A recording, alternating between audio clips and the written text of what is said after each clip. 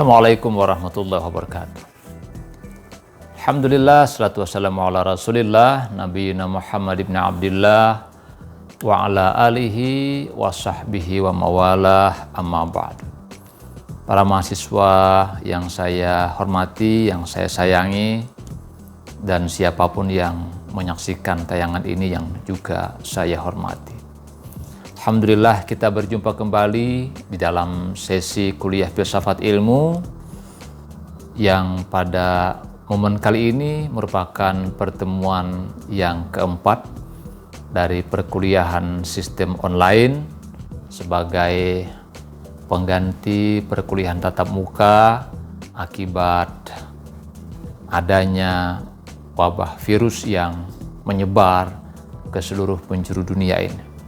Saya berharap Anda semua tetap bahagia, tetap tenang, dan tinggal di rumah. Menurut dokter, suasana kebatinan yang bahagia, cerah, ceria, tenang akan meningkatkan daya imunitas kita terhadap sejumlah serangan-serangan virus yang membahayakan. Mudah-mudahan demikian. Para mahasiswa yang saya cintai, saudara-saudara, siapapun yang menyaksikan tayangan kali ini, ketika saya meniup seruling seperti tadi, keponakan saya yang masih sangat kecil mendekat kepada saya. Mungkin dia merasakan sesuatu yang unik ketika ada sebuah bambu yang panjangnya kurang lebih 40 meter seperti ini, ditiup itu berbunyi. Karena memang dalam kenyataannya tidak semua orang, apalagi anak-anak, orang dewasa sekalipun, tidak semua mampu membuat satu alat ini berbunyi ketika dia ditiup, kecuali bagi mereka yang memiliki kemampuan seni yang baik dan keterampilan yang bagus, yang bisa memainkan seruling bambu seperti ini. Ponakan saya yang masih kecil itu, dia bertanya, "Om, apa itu?" Saya secara sederhana menyampaikan kepadanya, ini adalah seruling. Atau juga dalam bahasa kampung saya, orang menyebut ini adalah suling. Kemudian dengan nada ingin lebih tahu, keponakan saya yang masih kecil itu, yang belum sampai 5 tahun tapi sudah sangat cerewet bertanya kepada seseorang, melanjutkan pertanyaannya. Bagaimana seruling itu dibuat? Bagaimana seruling ini kemudian terbentuk seperti itu?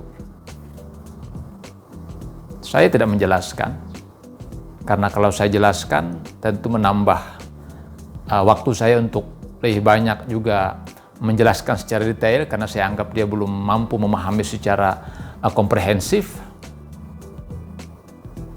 Dan bahkan dia bertanya lagi, kenapa seruling itu berbunyi?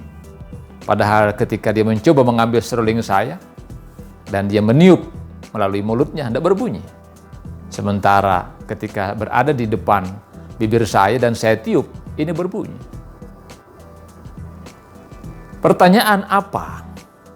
Ini, bagaimana ini, dan kenapa seperti ini? Sesungguhnya adalah pertanyaan awal manusia. Sebelum dia lebih jauh memahami, mempelajari lebih dalam tentang filsafat dan termasuk filsafat ilmu. Inilah 3 pertanyaan penting di dalam kehidupan. Yang 3 pertanyaan ini bisa mengubah peradaban manusia, bisa mengubah tata pikir manusia, cara pandang manusia, bahkan bisa mengubah ideologi manusia. Pertanyaan tampak sederhana, tetapi dia menjadi lebih rumit dan kompleks ketika pertanyaan itu dibawa ke dalam ranah dunia filsafat. Pasti Anda semua pernah mengalami hal-hal seperti ini, dengan 3 pertanyaan seperti ini. Pertanyaan ini tidak susah dijawab kalau jawabannya adalah jawaban biasa, bukan jawaban filosofis. Tapi sebenarnya 3 pertanyaan tadi itu adalah sebuah jembatan untuk kemudian Anda memasuki dunia filsafat, dunia filsafat ilmu. Ada pertanyaannya, apa? Dilanjutkan dengan bagaimana? Terus lagi berlanjut kepada pertanyaan, kenapa? 3 pertanyaan ini merupakan sebuah tahapan-tahapan penting dalam proses kehidupan manusia. Dari pertanyaan yang sangat sederhana diajukan oleh anak-anak kita. Dan seperti saya katakan, Anda mahasiswa ya kalau punya keponakan, atau Anda yang sudah kawin mungkin, ada yang sudah kawin, wallahu a'lam, Anda akan pernah mendengarkan pertanyaan seperti yang saya alami itu dari pertanyaan anak-anak kecil. Mereka selalu mengawali dengan pertanyaan, apa? Karena inilah pertanyaan dasar yang pertama kali muncul di dalam pikiran mereka ketika memandang sebuah objek.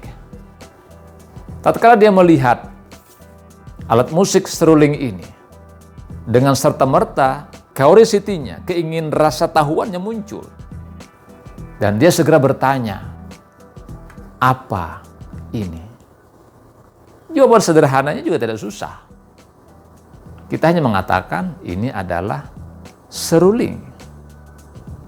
Maka terbentuklah konsep di kepalanya, sebuah nama seruling dan bendanya adalah seperti ini. Ini yang kemudian direkam oleh memorinya, sehingga kemanapun dia pergi ketika dia melihat benda seperti ini, dia akan menyebut ini adalah seruling. Tidak mungkin dia menyebut ini adalah laptop atau handphone, karena sudah tertancap di dalam memorinya sebagai efek dari jawaban seorang orang tua kepadanya. Ini adalah seruling. Pertanyaan seperti ini sering dilontarkan oleh anak-anak kecil kita kepada ibu. Apa ini, Ma? Ibunya berkata, ini adalah pisang. Dia tanya lagi, apa ini, Ma? Ayah sama bapak, abah. Orang tua kita berkata, ini adalah susu. Semua pertanyaan-pertanyaan itu bisa dijawab oleh orang tua kita. Karena memang pertanyaannya sederhana sekali. Cukup menyampaikan apa yang tampak di hadapan kita. Dan dia kemudian menyerap, anak-anak menyerap kalimat atau kata, kosakata yang kita sampaikan kepadanya. Tapi Anda ingat, perhatikan baik-baik seirama dengan perkembangan waktu, seirama dengan perkembangan umur manusia, seirama dengan perkembangan hari ke hari, minggu ke minggu, bahkan tahun ke tahun, pertanyaan itu kemudian meningkat kepada pertanyaan yang lebih rumit. Dia bertanya tentang bagaimana. Pertanyaan ini akan sering dia tanyakan kepada orang tuanya, atau kepada temannya, atau kepada orang yang ada di sekitarnya. Dan ketika pertanyaan tentang bagaimana dilontarkan, maka jawabannya tidak bisa singkat. Karena pertanyaan ini adalah pertanyaan yang sudah masuk pada wilayah-wilayah yang lebih rumit. Karena dia merupakan sebuah jawaban atas sebuah proses.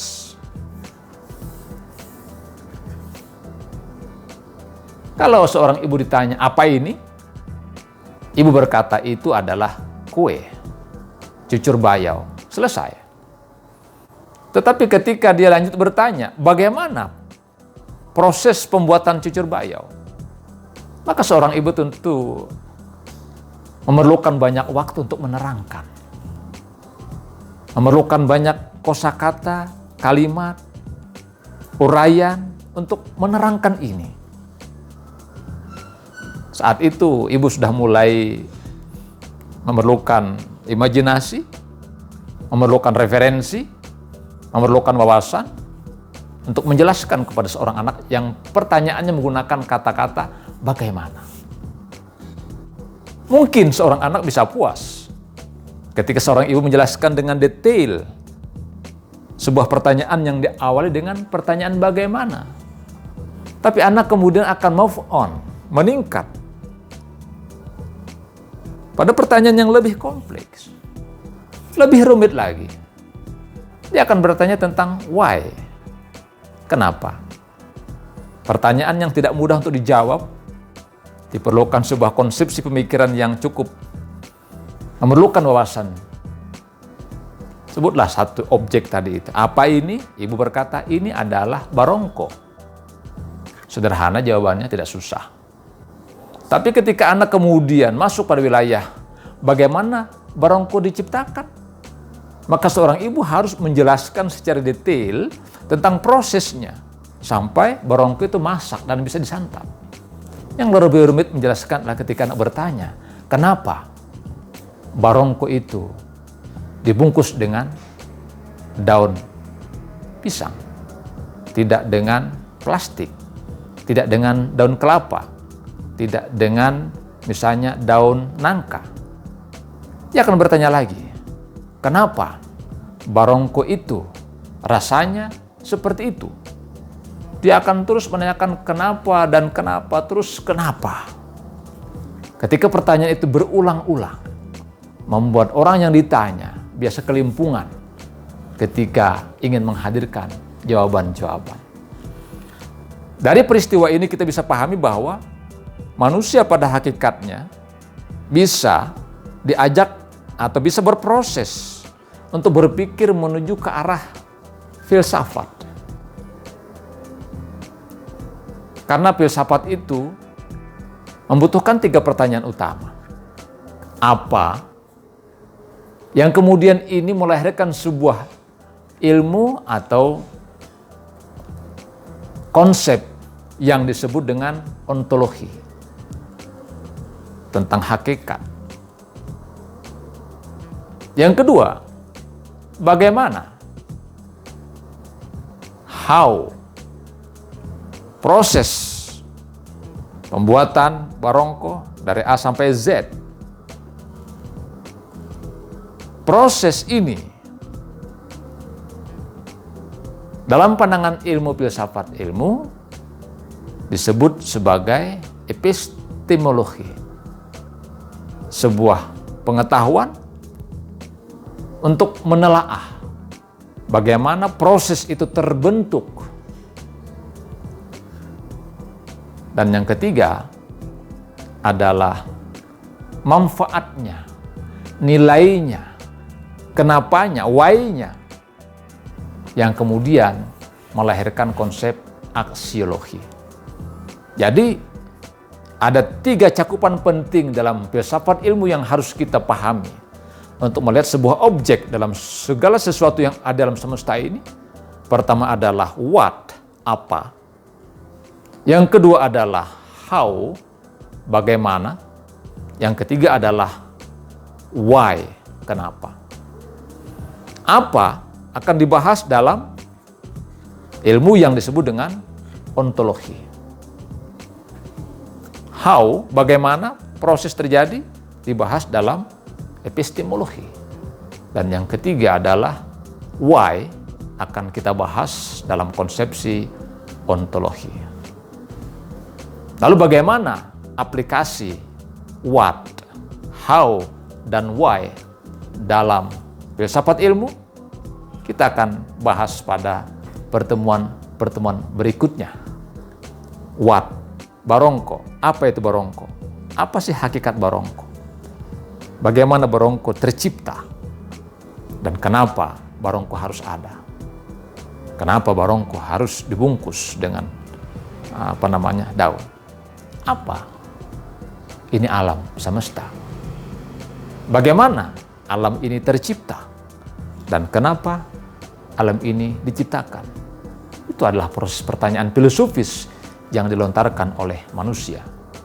Di penghujung perjumpaan ini saya ingin Anda mahasiswa semua membuat sebuah narasi yang produktif, diperkuat dengan sejumlah referensi terkait pembahasan Anda dengan apa atau disebut dengan ontologi, bagaimana disebut dengan istilah epistemologi, dan yang ketiga adalah kenapa, why disebut dengan aksiologi.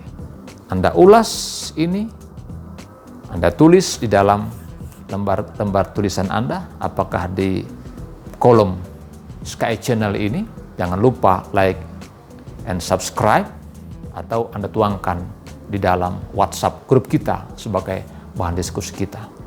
Kita akan bahas lebih jauh secara mendalam ketiga aspek ini dalam pertemuan dan perkuliahan kita berikutnya. Semoga Anda sehat walafiat.